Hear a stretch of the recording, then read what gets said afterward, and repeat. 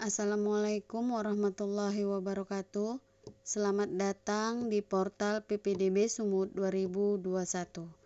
Di sini saya akan menjelaskan tata cara pendaftaran PPDB Sumut 2021 tahap 2. Sedikit berbeda dari tahap 1 mengenai penggunaan aplikasinya. Di tahap 2 ini kita mulai dengan browser ppdb.disdik.sumut.prof.go.id. Maka akan muncul tampilannya berupa pengumuman bagi calon peserta didik yang telah mendaftar jalur zonasi mulai tanggal 13 sampai 18 Juni 2021 dan telah memegang bukti registrasi agar memeriksa kembali data registrasi dengan memasukkan NISN pada menu cek zonasi valid. Data yang ditampilkan hanya data calon peserta didik yang berhasil mendaftar pada jalur zonasi.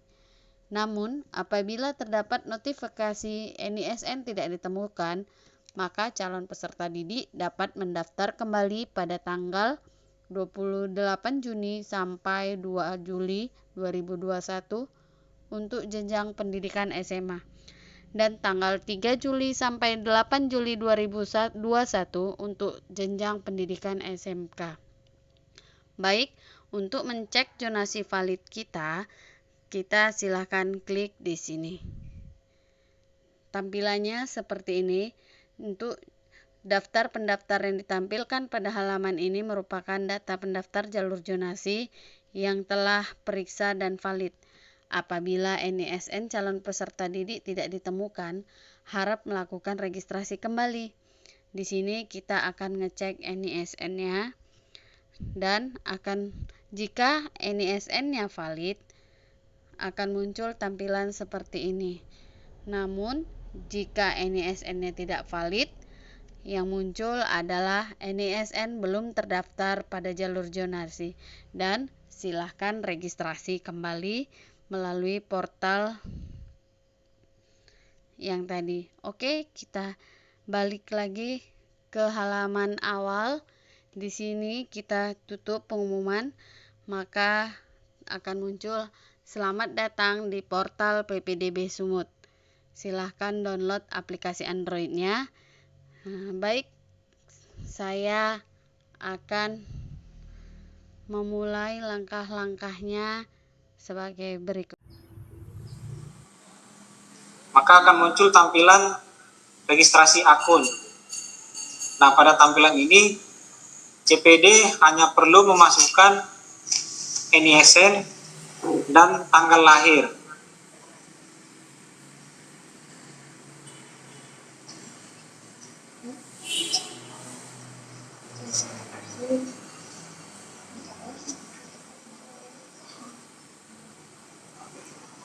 Nah, siswa akan melakukan pengetikan NISN sesuai NISN siswa tersebut.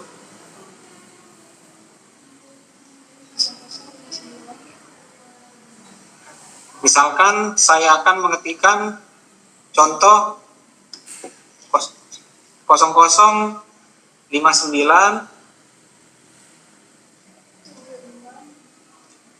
76 09 86. Kemudian mengisikan tanggal lahir,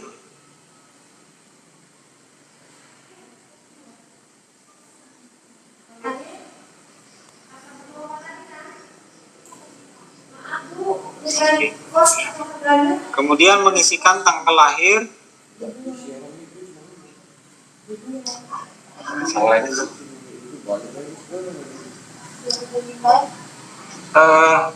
2005 September tanggal 30.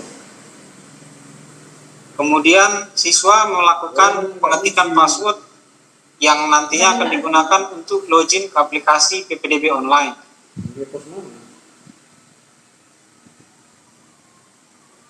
Kemudian klik tombol daftar.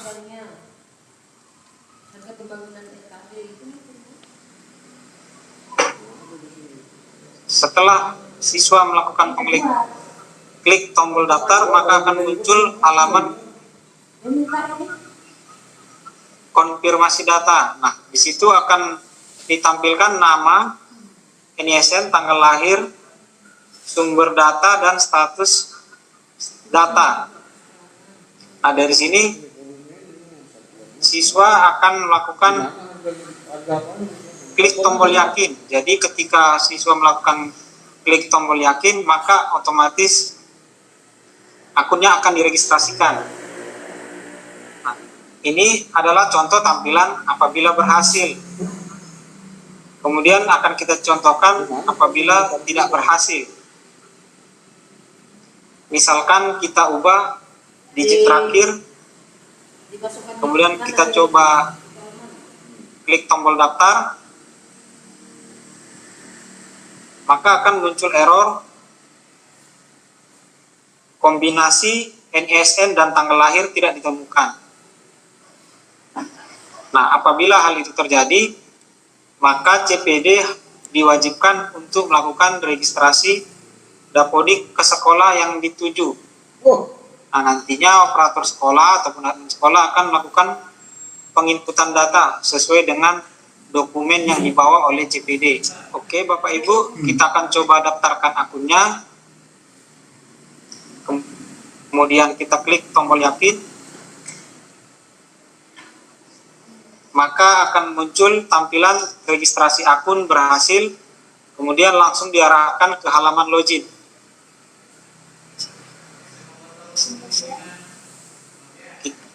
Di sini saya akan mencoba melakukan login menggunakan akun yang sudah dibuat tadi. Siap. Siap. Hah?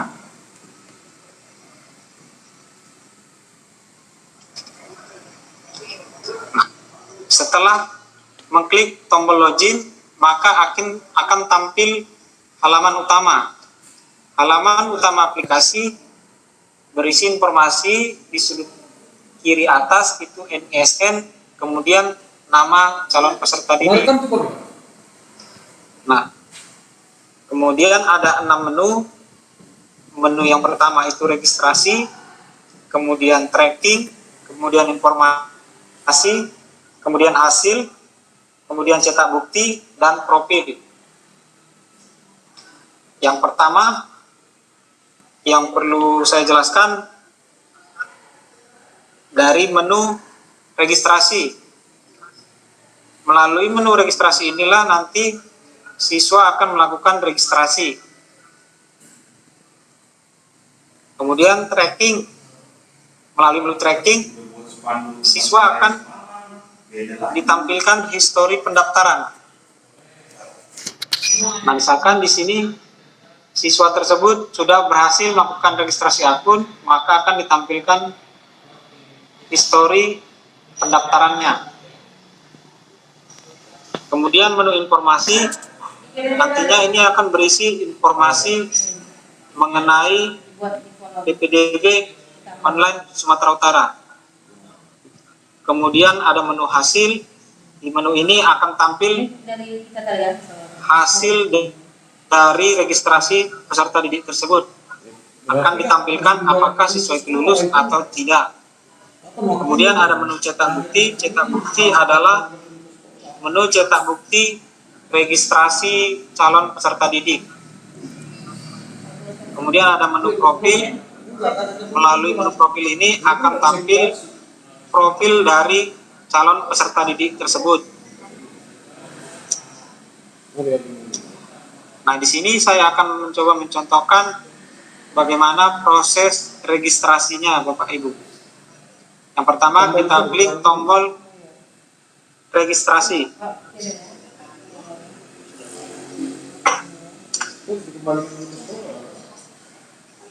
Nah, di sini ketika CPD melakukan klik tombol registrasi, ada pesan Anda sudah melakukan registrasi.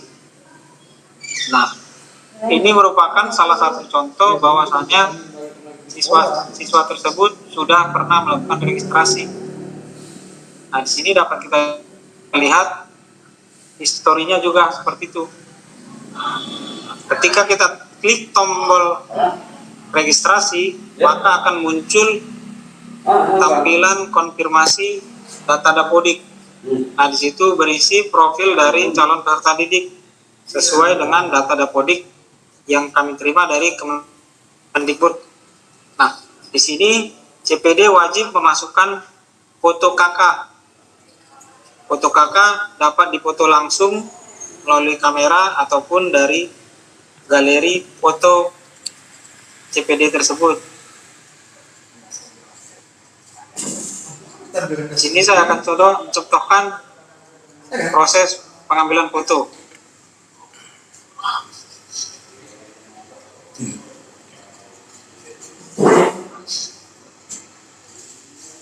Maka akan ditampilkan hasil dari pengambilan foto CPD tersebut. Kemudian kita klik simpan dan lanjutkan. Nah, di situ akan muncul tampilan sedang mengecilkan ukuran foto. Apabila berhasil, maka akan langsung dilanjutkan ke halaman pemilihan bentuk pendidikan dan jalur. Kemudian pada halaman ini CPD melakukan pemilihan bentuk pendidikan, kemudian melakukan pemilihan jalur dan subjalur, kemudian dilanjutkan dengan klik atau menekan tombol simpan dan lanjutkan. Setelah berhasil, maka dilanjutkan ke halaman pemilihan sekolah. Di sini CPD dapat melakukan pencarian ataupun melakukan pemilihan secara langsung sekolah yang akan dituju. Misalkan kita pilih SMA Negeri 1 Medan. Kemudian kita klik tombol simpan dan lanjutkan. Setelah berhasil, maka akan dilanjutkan ke halaman kontak dan alamat. Di sini CPD diwajibkan mengisi satu nomor HP utama dan satu nomor HP pendukung. Tetapi hanya satu yang wajib diisi dan yang satunya lagi sebagai pelengkap. Apabila terjadi kesalahan ataupun ada hal yang ingin dikonfirmasi ke siswa, verifikator dapat menghubungi kedua nomor ini.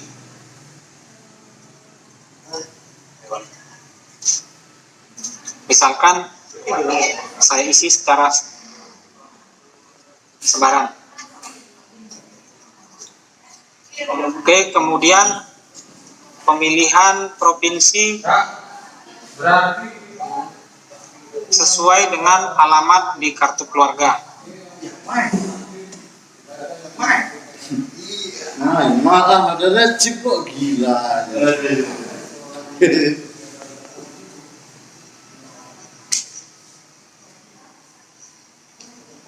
Setelah melakukan pemilihan kabupaten kecamatan, dilanjutkan dengan pengetikan alamat lengkap sesuai dengan KK.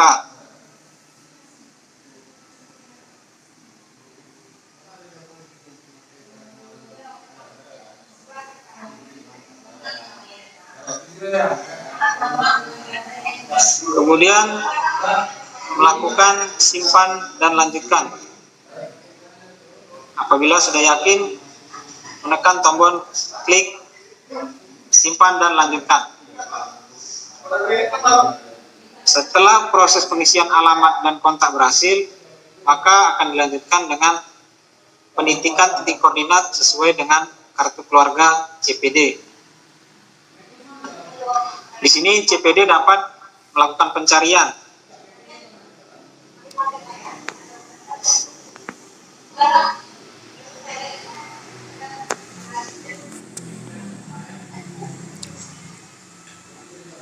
Ataupun dapat melakukan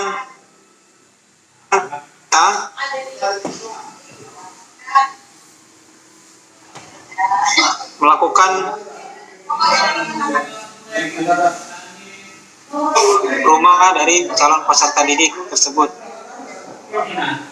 Apabila sudah dirasa cocok, maka akan klik tombol simpan dan lanjutkan.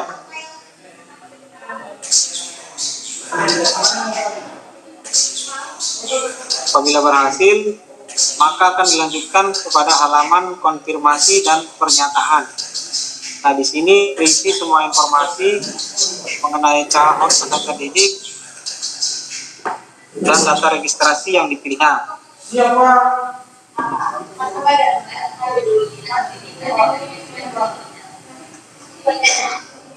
Pada kolom D, siswa diwajibkan untuk ataupun orang tua siswa tadi diwajibkan untuk melakukan tanda tangan. Kemudian dilanjutkan dengan diisi nama calon peserta didik tersebut. Bisa Pak, iya, cuman kan di situ kan nggak ada tanda tangan nggak usah diisi, cuman nanti NSN-nya itu kan 10 digit dari nomor registrasi itu. Apabila sudah yakin, maka dilanjutkan dengan menekan tombol proses.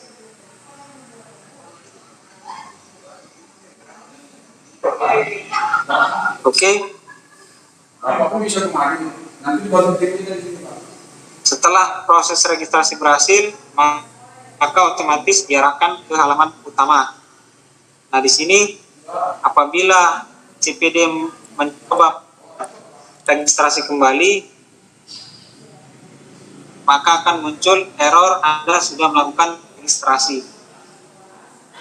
Misalkan kita melihat tombol tracking, maka akan muncul registrasi DB berhasil 63 dan terregistrasi pada pukul 16.30.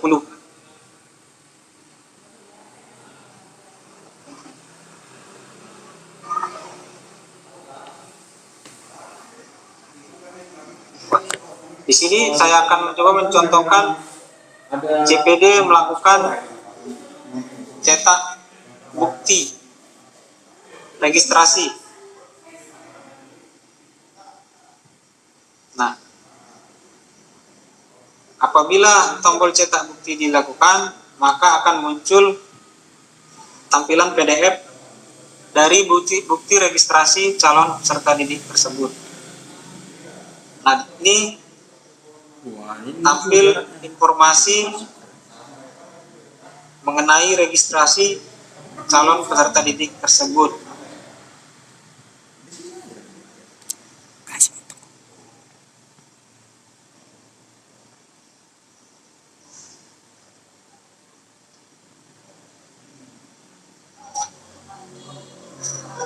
Baik, Bapak Ibu, saya rasa proses registrasi calon peserta didik